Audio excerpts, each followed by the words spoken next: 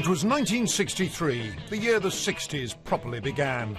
The Beatles' career took off, and on newspaper front pages a scandal played out from which the old Britain of establishment privilege never recovered. John Profumo was the Secretary of State for War and a glamorous Tory politician.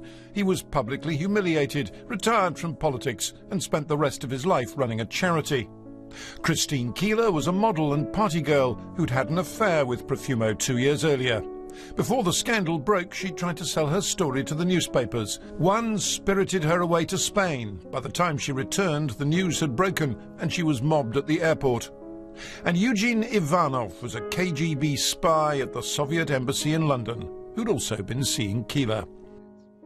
Stephen Ward was the man who'd brought them all together, an amateur artist and society osteopath with a string of celebrity clients and a taste for pretty girls.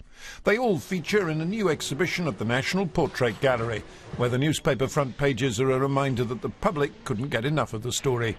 The countries I can well remember was so excited by the opportunity to read about people having better sex lives than they did and getting them punished for it and publicly ruined and pilloried.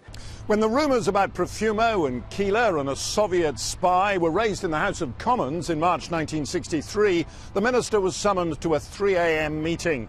The next day, he gave a statement to the House, denying there'd been a breach of national security and denying he'd had an affair.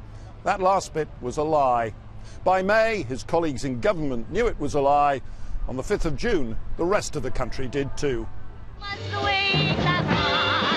The scandal was a gift to the new breed of satirists, including Private Eye, then just 2 years old, and it helped bring down the Conservative government of Harold Macmillan.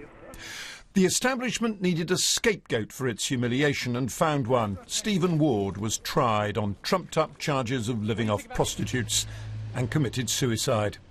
During his trial, Keeler's friend, Mandy Rice Davis, delivered the most famous line of the whole affair. She'd claimed a well-known peer had slept with her. He denied it, she was told. Well, he would say that, wouldn't he? She replied. Anne Leslie was a young reporter on the Daily Express at the time. I mean, it was the death blow to deferential attitudes. There was a settled feeling of what Britain was. The rich man in his castle, the poor man at his gate.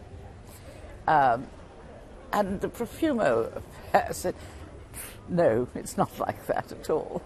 The scandal revealed the sleaze and hypocrisy at the heart of the establishment. Never before had newspapers been so bold.